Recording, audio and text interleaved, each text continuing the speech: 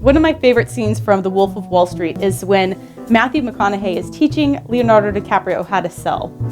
And I don't appreciate the vulgarity, but I do appreciate the core of what he was saying, which is people want to buy from people who exude the winner of it, or the energy of a winner, of a success.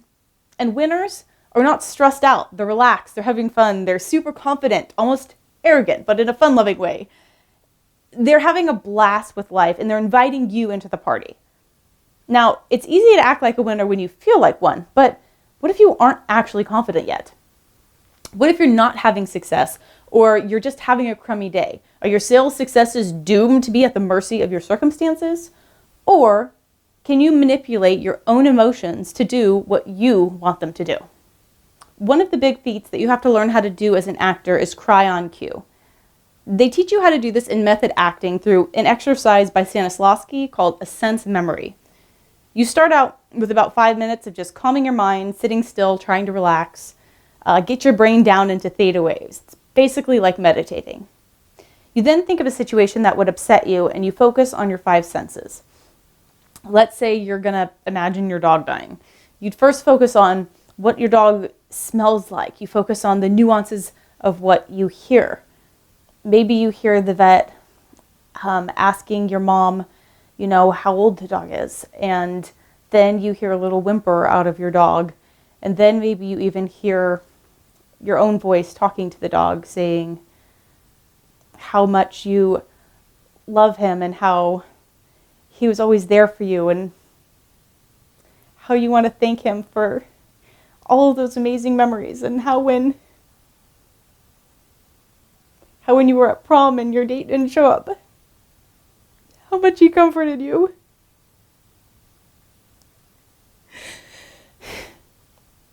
And then you might again focus on the smell of what that room smells like. And it has that chemical smell. And then you might kind of taste it, kind of acidic taste in your mouth because you've been so nervous that you weren't eating. And you go through all these 5 senses, and I can guarantee you that by the time you get to the 5th sense, you will be crying. Now, I've never actually put my dog down, but it doesn't matter, because the mental movies that we play in our minds are almost as real to us as reality. Even back then, it fascinated me how much control your mind had over your emotions. Even when you were fully aware that what you were imagining wasn't true or real, it felt real just the same. Now, here's the good news. When we needed to do a scene where we were ecstatically happy, guess what? We did the exact same exercise. The only difference was the scene that we played in our mind's eye. We would think about something amazing, fun, or exciting. What would it really be like to win the lottery, or make it to the top of the mountain, or fly? And sure enough, once we trained our imaginations, we were able to deliver any ecstatic scene with real emotional life coming through the character, because we weren't faking it. We really felt it. So let me ask you a question. When you're upset, whether you're anxious or depressed, is anything bad happening to you at that moment? With the rare exception that you're being tortured at this very moment, it's more likely that if you're depressed, something happened in the past. Or if you're anxious, it could be that you're afraid something will happen in the future. Now, I'm not trying to minimize that thing. I'm simply pointing out that it's not physically in the room with you right now. You're carrying that emotion in your mind, and you're activating it by what you're calling into your memory, imagining, or thinking about. And just like a sense memory, regardless of if that thing you're believing or focusing on is true, relevant, or real, whatever you're focusing on is what you will feel. When your brain is on autopilot, you are essentially allowing your brain to decide which reality, dream, or horror story you are going to live in today. And your brain will naturally drift to the most emotionally triggering thought. So if you want to be able to focus on something, you have to make it more emotionally compelling than the distractions. And you do this by endowing the object of focus with emotional triggers. Now, here's the important thing. A sense memory isn't done during the audition or in your case during the sales pitch or presentation. It's created beforehand on your own time when you're alone in your room. When the scene begins, all it takes is to call into mind a single trigger from that mind movie that we had created. And all that emotionality that we had built out and connected to it floods back just like a real memory does. So if you've done the homework for your mind movie in which you're the king of your own little world and really dived into detailing out each sense, what you smell, hear, taste, touch, then all you have to do before the sales call is remember one piece of it or one picture, and it will trigger the emotional life that you need to bring to the call.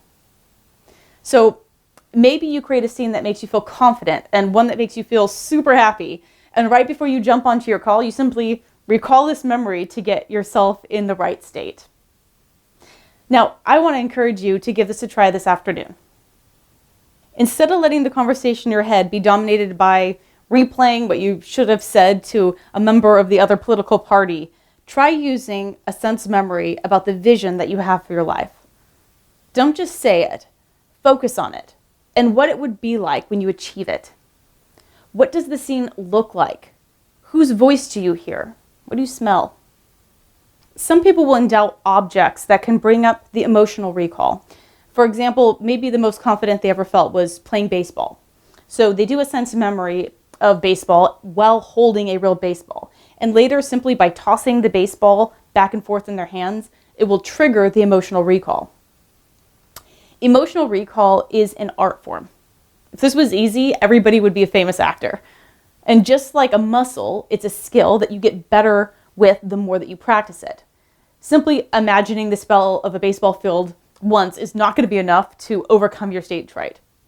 But if you practice it, you just might find yourself winning an Academy Award, or at least closing a few more deals. Sense memory and emotional recall can be used to get you into a confident state. It can be used to get you into a playful mood. It can make you focused on what's in front of you instead of all the distractions of the day. You can even use it to endow things like training with a bit more emotional oomph than it may really have for you. You can endow your training session with the meaning that learning this is going to help lead you to that mental movie of triumph that you've created. And of course, most importantly, when you don't get your way, you'll be able to cry on cue. Actively think of a scene that would put you in a great mood and think of a time that you felt super confident. Go through each of the 5 senses. What do you smell? What do you taste? What do you see? Then think of an object that would remind you of that memory. Michael Jordan was famous for doing this. People would always think that he was so in the moment, but really what he would always be doing, he always talks about that, he would think of situations that would get him riled up so that he would constantly be in peak state when he was training, so that he would train hard. And like he gives the example of this younger guy that beat him one time. So he made this whole mental movie about it and used emotional recall over and over again during his training to really motivate him to give his all. So the next exercise that I want you guys to do is literally just write down one scene that you can use before sales calls that can get you into a confident state. Think of a scene that makes you feel happy and giddy, and then think of some emotional recall or maybe an object that you can use to easily get yourself there. Again, this is Lisa Lee Walt, and thank you guys so much for watching.